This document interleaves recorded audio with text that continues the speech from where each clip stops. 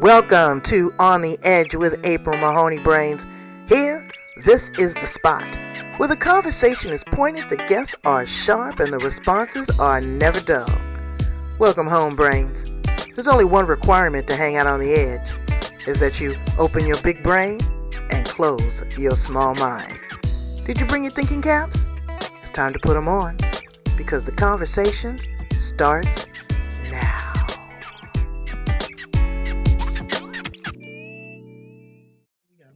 Welcome to On the Edge with April Mahoney. How are you today, Brains? I'm doing good, and my friend Lee is doing good, and we're here to share with you what is pointed, sharp, and edgy on the edge. Lee's down there in Australia. You know I love it down there. I should give me a little condo. Lee's Zone of Genius is helping women 60 plus with confidence, clarity, purpose for a life that they will love to live. And she doesn't know, but I got a laundry list of suggestions because I am a woman of a particular age. I'm 62 years old, I'll be 63 this year. And baby, I am living my best life.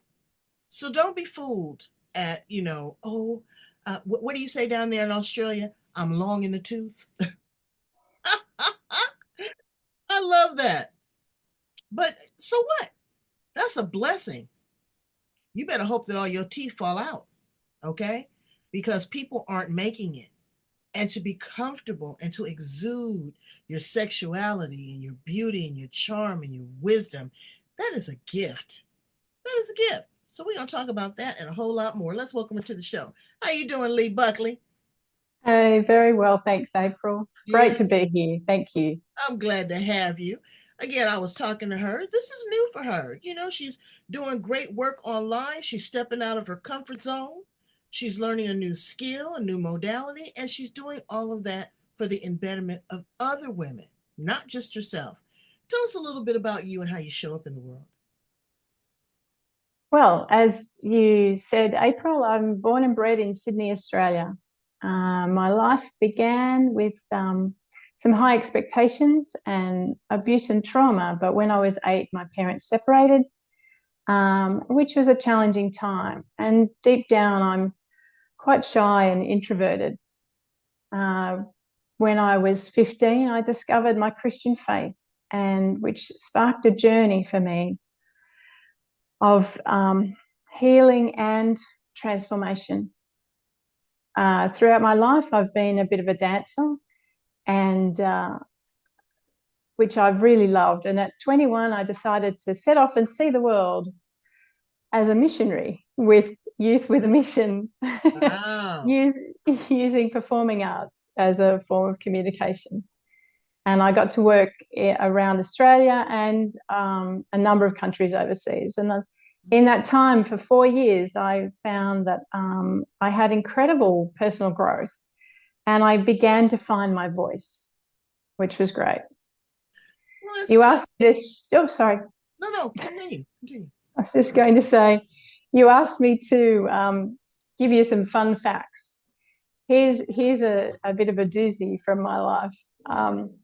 I've been proposed to 4 times, engaged 3 times, had 2 wedding dresses, but only 1 wedding. Now, that doesn't sound like a shy, introverted person to me. Okay? That sounds like a hottie. I mean, some people can't get a date, honey, and you got 4 proposals, 3 engagements, 2 wedding dresses, and then you got the lucky suitor. Now, are you married now? Yes, definitely. Okay, definitely. So the last person that you got with, right? That's right. Still with him. Yep. And this year been married 25 years. Oh, congratulations. Well, you got to kiss some frogs till you find a prince.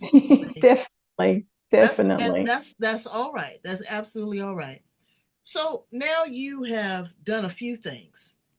Let's talk about the work that you're doing with women of a particular age.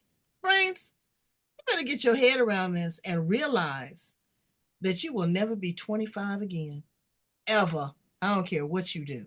There's not that good a moisturizer in the world, okay?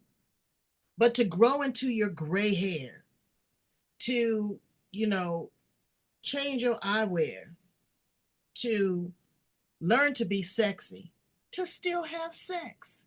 It's not a dirty word. To Mm. feel passionate about yourself, to know how to flirt. These things will enrich your life. I'm gonna let Lee talk about the mindset, because sometimes we get so indoctrinated in the mindset that you can't see the forest for the trees. You are lost. You know, the dog got to bark in the background to find you. But you could be a hot mess. How did you find yourself working with this demographic and this population of women? Well, if I think back to my original thoughts, I remember visiting my uncle when I was, a number of years ago, and he was in his 90s. And by this stage, my aunt had passed away, and I remember him just saying to me, "Well, I'm just waiting to fall off my perch." And sure, he was in his 90s, and he had a pretty full life, and health wasn't brilliant for him, but he could still go to the club on a Friday, and he still had family around. And I felt like that was just really sad that he felt like that. And so I know that, as I said, I've spent a lifetime of doing personal development, um, and a few years ago I came across a program that aligned with my faith, but gave me an empowerment toolkit, which really changed my life. And it changed so much that I wanted to share this. I wanted to, so that everyone has that opportunity. And I love this program a great deal. So, and then of course, trying, you want to serve everybody, but the reality is you can't. So when I think about, my husband's coming to retirement, and I'm not far off. And of course, he would love to travel, and I would love to do that with him, of course. So I wanted to be able to do something where I could still give and contribute in the world, and still do what he would love to do. Mm-hmm. And this is a great opportunity to be able to help women online or face to face. Yeah, and I mean, you can plug in anywhere in the world, Mm. and the message that you are delivering is going to be by design, because each person is going to find their inner beauty, their inner child, their purpose in life. All of them are, by design individually. But the common denominator is that we are women over 60, and we look at ourselves in the mirror so many times and say, "Oh, my breast has dropped," or "Look at these scars," or "Look at these wrinkles," or "I have not traveled. I have not um, made friendships. I have not connected with source, whatever your Mm. source is. I have not fulfilled my purpose. I am not worthy." You're having the wrong "I am" conversations. And that's the key thing. Take a pencil and a piece of paper and write down who you truly are. Do you know, brains, who you truly are? Because I work on it every day. I looked at one of Lee's videos, and she said, with affirmations, with confirmation, with belief in who you are. You got to do the work. Lee can come with the pixie dust, but honey, she can't make you fly. That's all on you. Wouldn't you agree, Lee? Definitely, definitely.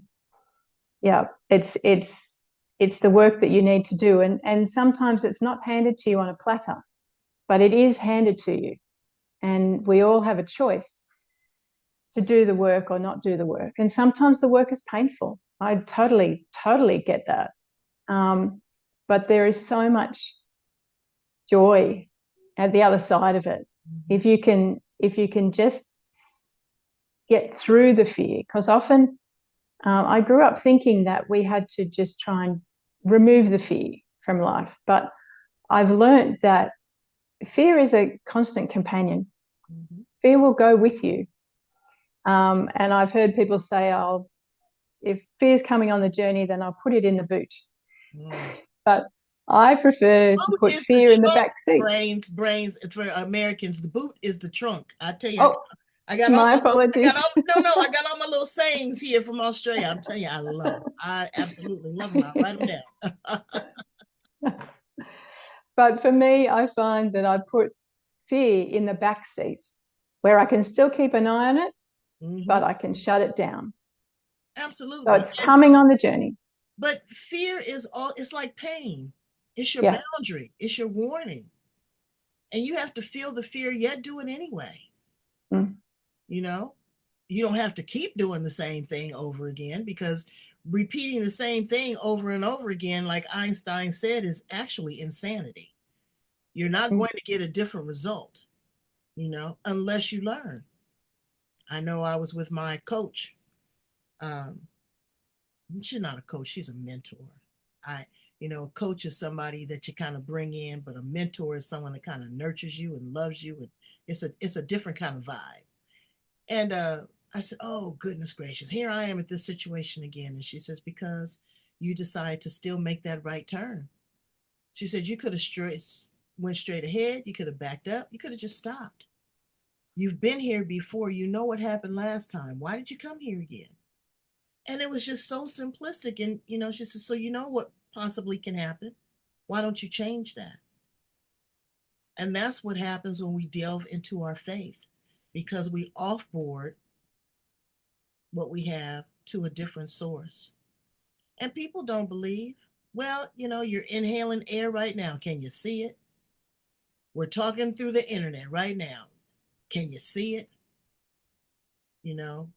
So you have to walk by faith and not by sight. And that's with anything. I don't care if you're Buddhist, you're Jewish, you're Christian, you're even atheist. Do you think that this just happened just by happenstance? Okay, well then, think again, because it didn't. I'm here to tell you. Women. Let's talk about women. Every time I do an interview, it always just amazes me. It's but the ratio of women versus men.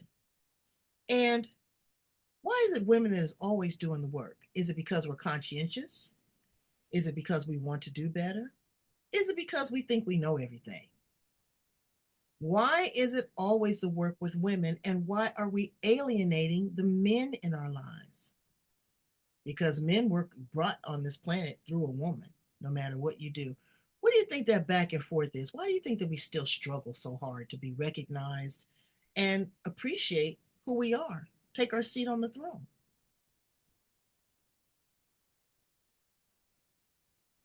Why do you think that is, Lee? Well, certainly all of those things and more. Every woman has her own perspective on life and her own experiences and her response to those experiences or her reaction to those experiences. And for various reasons, women appear to give ourselves a really hard time. Mm-hmm. I think that we expect more. And we want to give everything to our family, to our children, and if we don't have children, we give everything to our fur babies. We give everything to our friends. And women talk. We love to talk quite often. Men don't talk, and they But you know will what? internalize. Sometimes, Lee, we overtalk. Yeah, well, definitely. We talk too much. We talk to the point where we don't listen. Mm. And communication 101 is to be an effective listener, because you're going to miss Yes. something. You're going to be out there jaw jacking, and you are going to miss something very valuable, very important. So, pause, take a breath, and don't overthink stuff. Go with fact based information, like what's going on in the world today. I don't even have to tell you guys what's going on. It's everywhere. It's not just here in the United States, it is everywhere.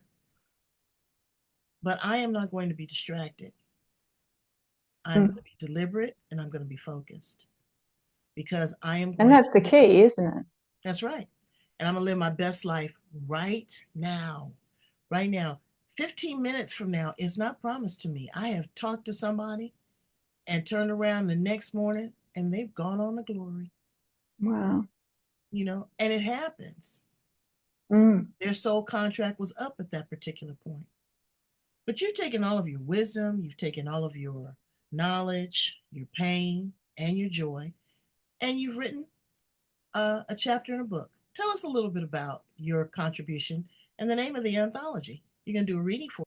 So, Lee, I'm so excited that you are going to be reading us an excerpt from the book.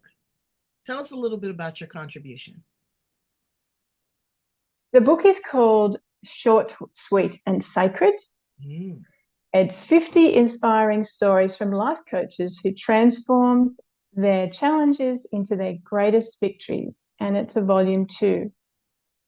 I had a challenge in my life back in 2015 where I was actually diagnosed with stage 4 ovarian cancer. Oh, wow.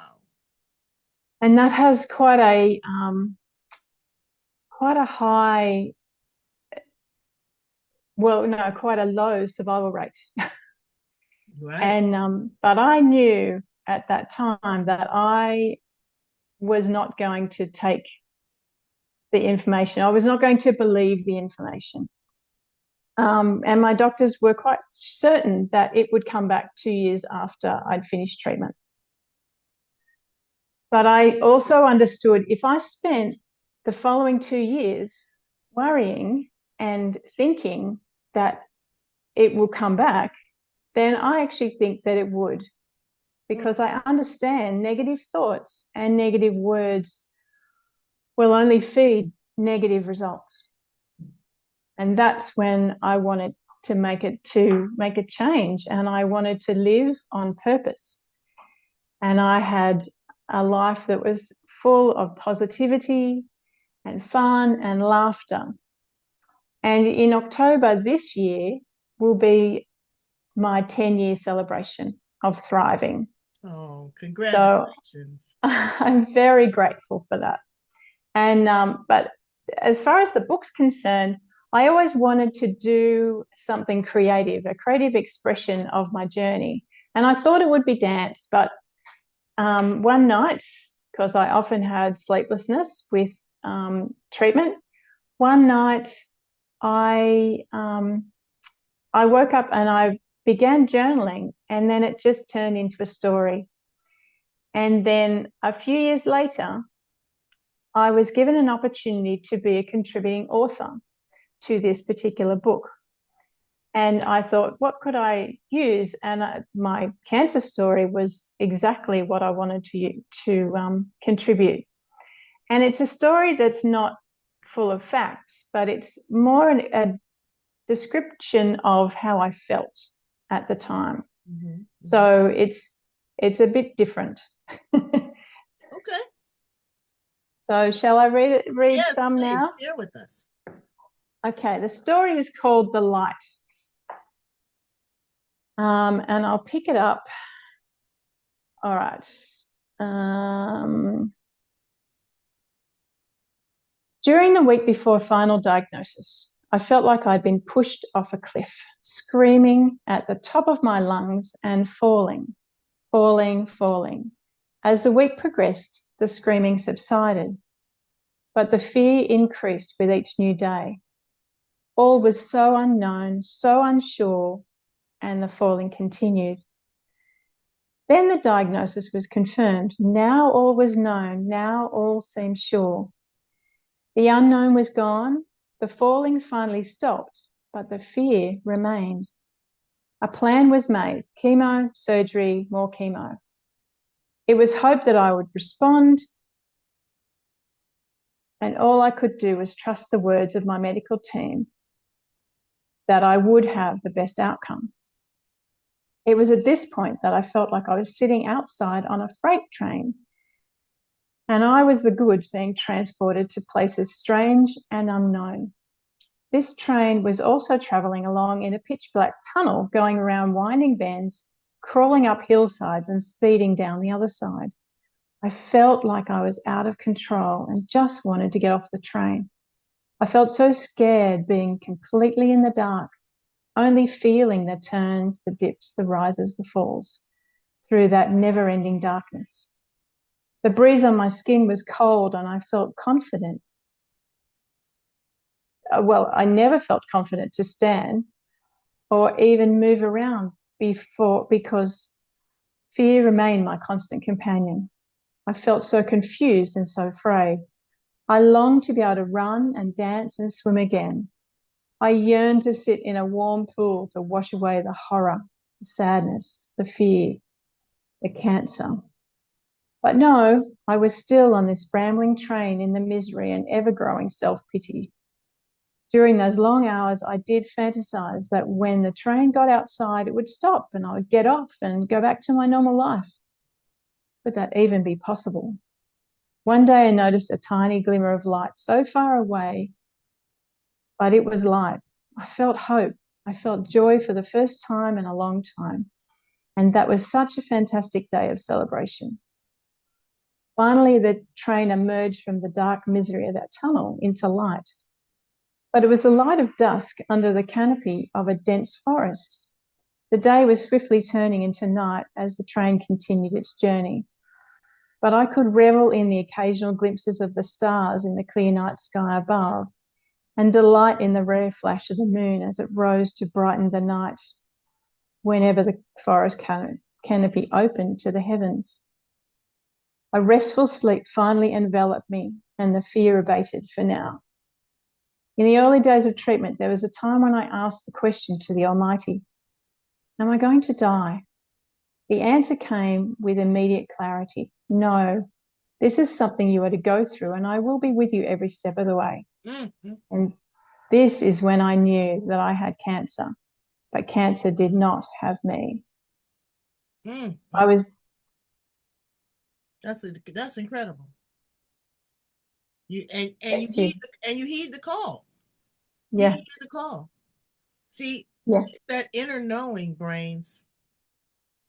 People say, "Oh, it's deja vu. It's a coincidence.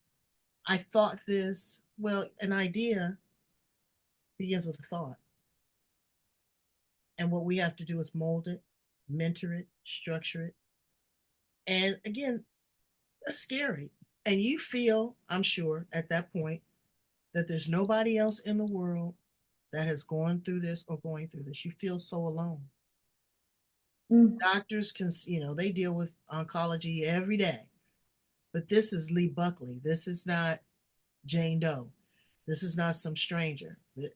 Again, my treatment is by design. And you had a very intense cancer. There is a high mortality rate with that. So you are blessed, but you're here to tell the tale. So let's project into the future. Now, I want to ask you some fun questions. But before we get started, women, I want to have a little fun with you. Oh, I wrote down 15 things that you can do at 60 plus to make yourself feel beautiful. Number one, get a wig. What? You say get a wig? Let me tell you, honey, you put on an alternative ego.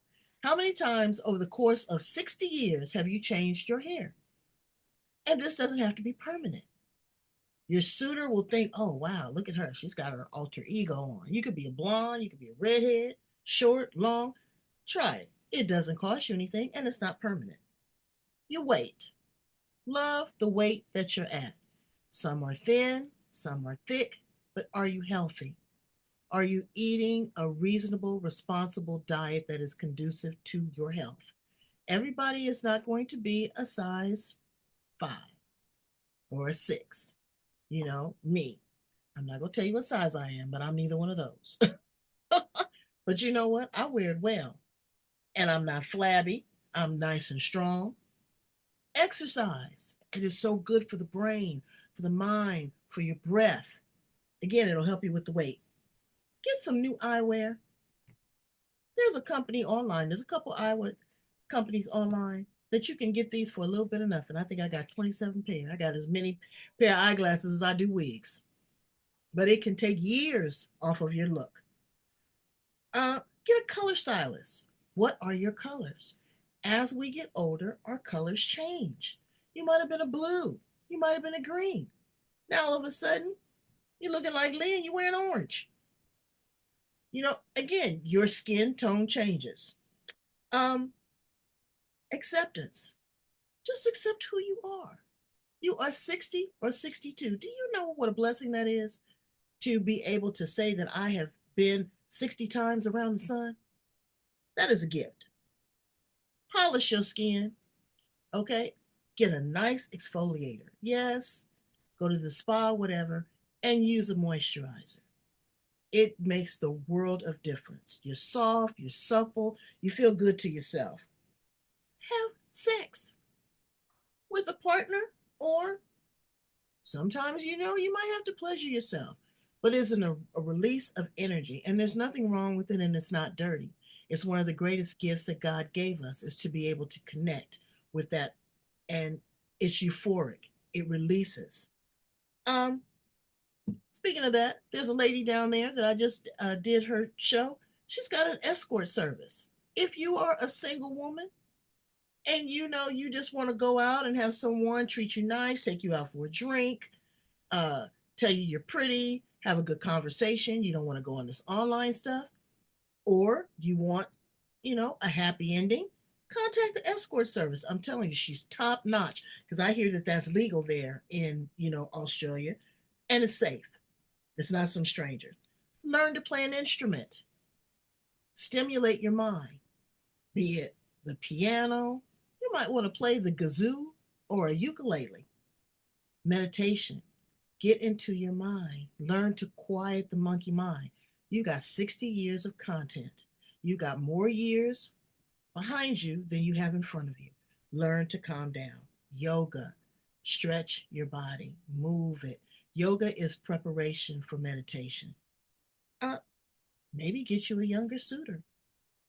Your particular age, 60 years old, 40, 45. There's nothing wrong with that. Don't listen to the naysayers, to what other people say. Don't let them dictate to you. Positive self-talk. How do you talk to yourself? And love. Love everything under the sun, because at 60 years old, you should be unapologetic. You really should. Not rude, not disrespectful, but unapologetic. And if you are perceived to be shy and introverted, which I'll never believe that about you, Lee, that's okay. But don't think that shy and introverted are slow and docile. They're more observant.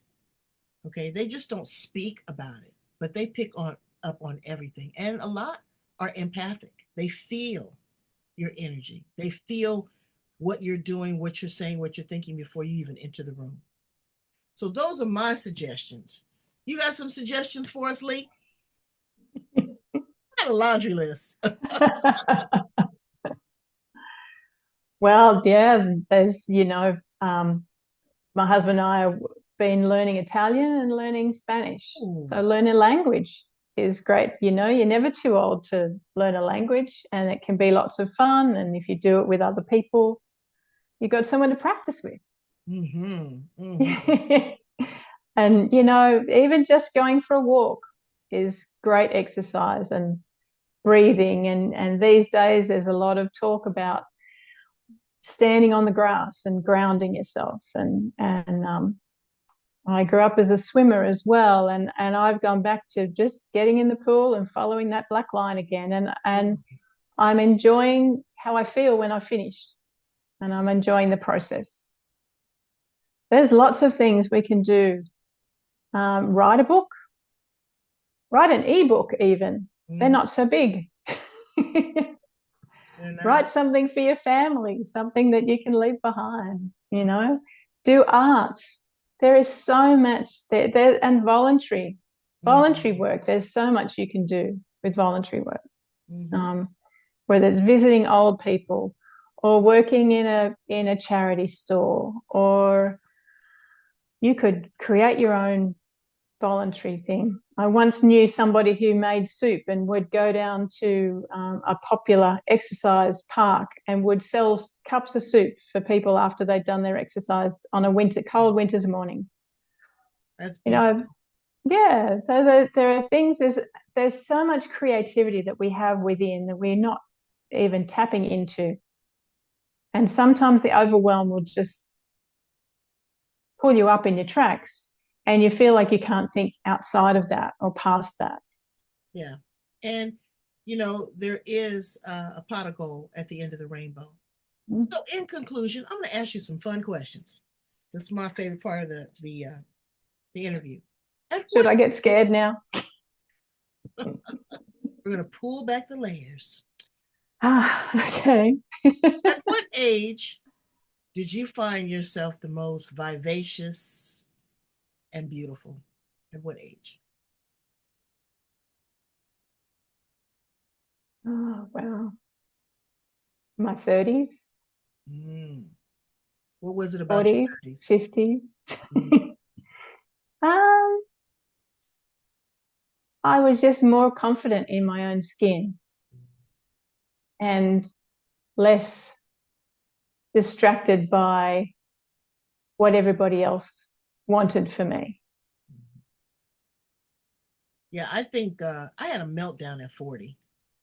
I sat in the car. All my friends were inside the Mexican restaurant waiting for me. I was in the car crying. Oh. Well, I had looked at my life and I said, I've accomplished XYZ. I've got a kid. I'm happy. I'm this. I felt like someone had just pulled the rug from up under me, like there was nothing left. But when I turned 50, let me tell you, I was a wild thing. Really, I looked at myself in the mirror and I said, wow, I'm halfway to 100. And I felt good. And I changed my hairstyle, went back to my natural afro. I, just really felt good about myself. And my husband made me feel so special and told me that I was beautiful.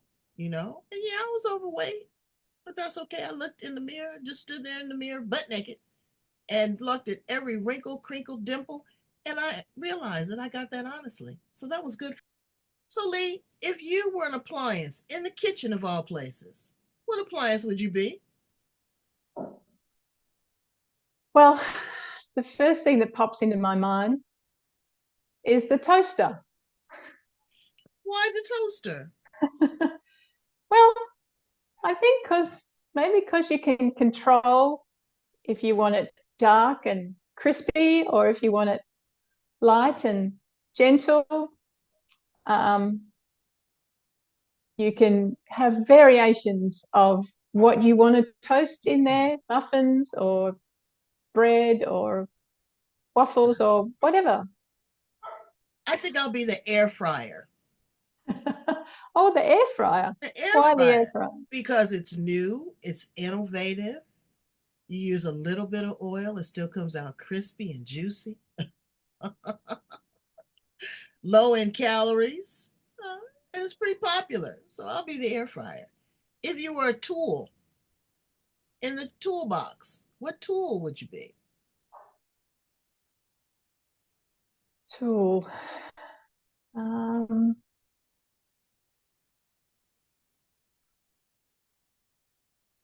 a clamp. A clamp? Hmm. Okay.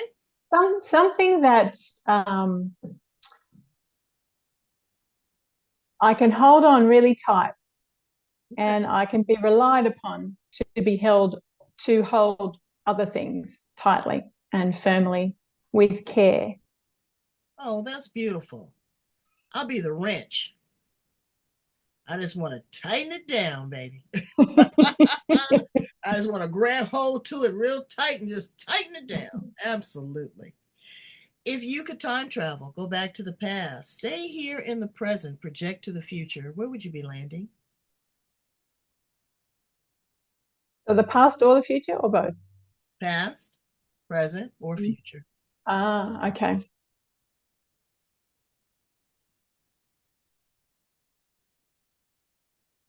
I think I'd like to go to the past But if I've got, because of what I've gained now and what I've learnt and how I've grown, I'd love to go back into the past so I can tell my mum all about it. Mm. For some reason, you don't think that she knows? Well, she probably does. And I don't know, just from what I believe is that she's probably helped guide, protect, Mm, and facilitate, yeah. But me, I'm going straight to 30-30. I want to be out there. I want to see what's going on. I want to see what AI has created. I want to see alternative universes. I want to see how civilization treats each other. I want to see if we're still drinking water. All those great things. So 30-30 is good for me. And in closing, uh, Lee, what do you want your legacy to be, darling? How do you want to be remembered?